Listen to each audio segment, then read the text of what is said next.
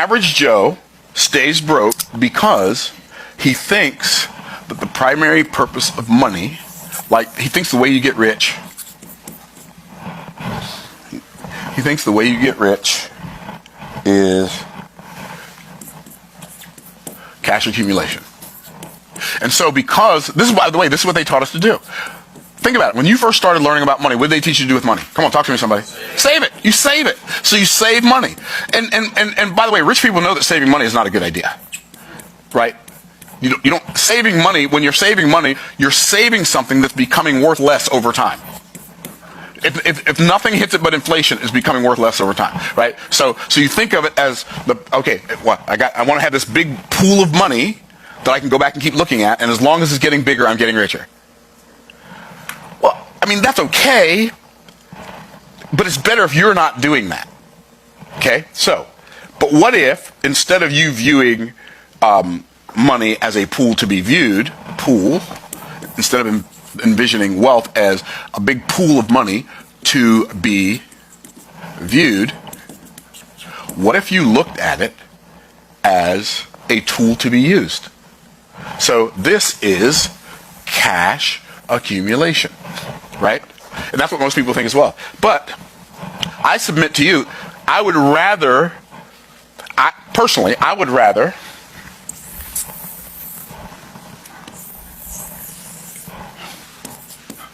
I'm sure y'all can guess what that is. Lazy river. You're funny. Lazy river. See, there's one in every crowd, and today Ryan is both of them. Okay. So, this is cash flow. Cash flow is infinitely more important than cash accumulation. I would rather have like massive cash flow and small cash accumulation, or none, than massive cash accumulation, no cash flow, or small cash flow. I would rather have massive cash flow. Now, if I could, this is such a cool concept. It's a cool concept because when you think about bodies of water, right? Or when I think about bodies of water, I think about a couple of different types of bodies of water. So we went to Israel a couple of times. I think we went in 2019. We went again in 2020, right? So one of the coolest things is when we went to Israel is like towards the end of our trip, we went down to the Dead Sea, and we stayed in. We didn't stay in the David Hotel the first time. We stayed in the David Hotel the second. I don't remember the hotel we stayed in. But what's really cool is when you stay at the Dead Sea, a lot of the hotels there, they have water that they pipe in from the Dead Sea into their pool, in their indoor pool. And it's like a flotation tank, right? So you can get in a swimming pool, and it's not a swimming pool. You can get in this floating pool, and you float. And when you get out, you just feel so invigorated from all the minerals. Okay, but nothing can live in the Dead Sea. Why it's interesting. So the Dead Sea in Israel is at the south. The sea at the north is the Sea of what? The Sea of Galilee. And there's a river that connects them. What's the river? The Jordan River. Okay, stuff lives in the Sea of Galilee. We know that because the apostles were fishing in the Sea of Galilee, right? Stuff can live in the Jordan River, but nothing can live in the Dead Sea. Isn't that fascinating? Or am I just easily fascinated? Okay, probably a little bit of both. Okay, so why can't things live in the Dead Sea? Because the Dead Sea has inlets, but no outlets. And that's why it's the Dead Sea. And I promise you, if your money has inlets and no outlets, your money is going to turn into a Dead Sea of cash accumulation. And I know a lot of people who have big cash accumulation, small cash flow, and they struggle financially. Why? Because all their money's tied up in a retirement account, or all their money's tied up for future use where they might or might not live long enough to use it. So cash flow is more valuable than cash accumulation. And if you can get cash flow and cash accumulation, that's better. But if I can figure out how to have my cash keep flowing long after I'm gone, Like, eventually, one of the things we all have in common is we're going to die. Either you're going to come to my funeral or I'm going to come to yours. Or you're going to find out about my funeral or I'm going to find out about yours, right? That's how it works. Like, you just live long enough, everybody you know, either you're going to their funeral or they're coming to yours, right? But at least they're going to find out about it. Okay. Well, long after I'm gone, my objective is to have cash perpetuation. And my cash perpetuation is going to be determined by what I do with the cash flow and the cash accumulation while I'm still here.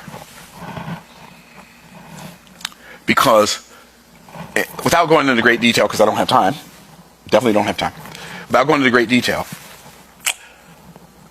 legacy wealth is not an amount of money. We're going to create generational wealth. Generational wealth is not an amount of money. There have been plenty of families who've accumulated a bunch of money, and in less than 2 generations, it was all wiped out. Like millions, tens of millions, hundreds of millions of dollars. Just gone in 2 generations. Why? Because generational wealth is not an amount. Generational wealth is a system of cash perpetuation, where cash perpetuates, and your cash flow perpetuates after you die. And you can, like all of us can set that up. How? Well, one, by having assets that income can follow. And the assets that income can follow while we're alive, and assets that income can follow even after we're gone. So, I think about the fact that, I've self-published these books. When I'm gone, my family still has access to the funnel, the books. That cash flow keeps coming in. Why? Because it wasn't determined by something that I do every day. It's something that my cash flow from those assets is determined by something I did one day, not by something I do every day, right? And when I say one day, I mean a group of days, right? I've done it one time. But also, we can use life insurance for cash perpetuation. So, I learned this concept from a guy named Garrett Gunderson. Garrett Gunderson wrote a book called What Would Billionaires Do? He wrote a bunch of books, Killing Sacred Cows. I don't know if any of you have ever read any of his books. I didn't learn it from him because I learned about life insurance back in the 80s, probably before Garrett Gunderson was born. But this is the concept that I'm talking about right now. Wealthy families that perpetuate wealth, one of the things that they do is they use life insurance for wealth perpetuation. For a couple of reasons. One, the death benefit of life insurance is not taxable, right? And so being insured, making sure you have life insurance on yourself and, hear me now, everyone in your family. Did I say that too fast?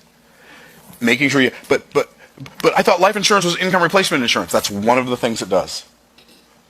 But you don't have to. But if you're serious and not just curious about creating wealth, one of the things that you would desire to do if you knew to desire to do it is to have life insurance on everybody in your family, because you already know everybody in your family is going to die. That's not what we want to think about. So we think if we don't buy any life insurance, we don't think about it, then maybe they won't die. They're going to die anyway. So think about it. Get life insurance on yourself, get life insurance on your children, get life insurance on your spouse, and I mean significant life insurance. It's worth it. I don't sell life insurance, so nobody can accuse me of trying to make a sale. I don't sell life insurance. But I bought tons. Why? Because I want my wealth to perpetuate.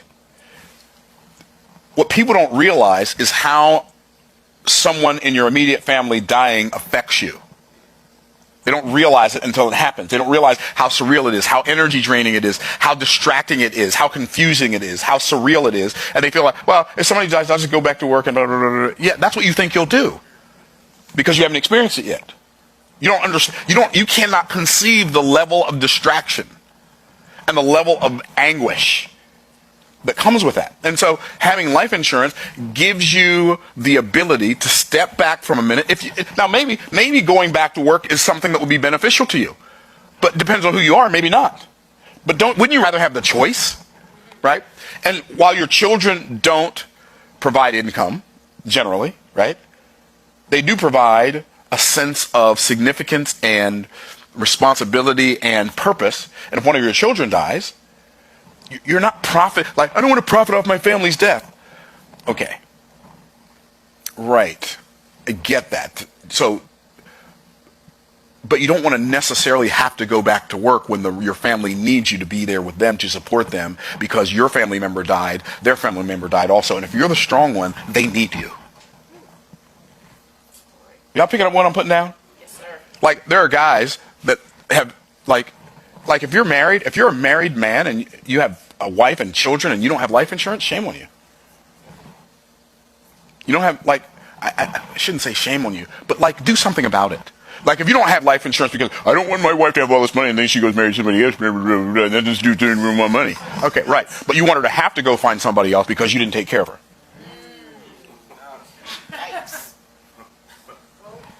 Did I come out swinging too hard?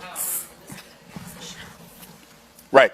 Well, my wife doesn't generate any money, so I don't need life insurance on her. Right. So you're going to leave your children at home and go back to work when their mom dies because you can't stay home with them and encourage them and strengthen them and bless them with your presence in the hardest time in their life because you didn't have enough foresight to have life insurance. All I'm saying is let's stop pretending that we're not going to die. And let's act like the clock is ticking and we're all expiring.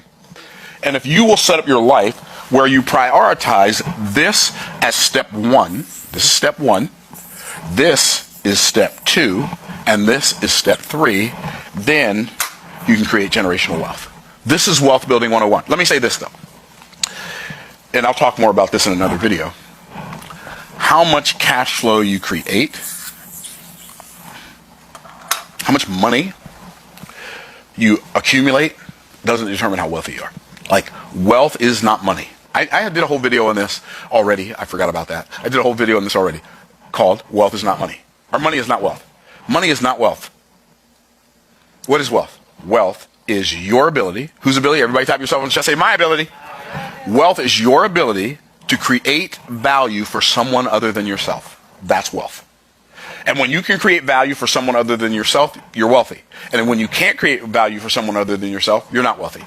So this is my Wealth Building 101 video. Hopefully it'll help you in some way, shape, or form to make a decision to increase your cash flow and your cash and prepare your cash perpetuation. So eventually when you accumulate a bunch of cash, it's not flushed down. So, by the way, let me say this. When I talk about cash perpetuation, it's not enough just to have life insurance and just to have assets.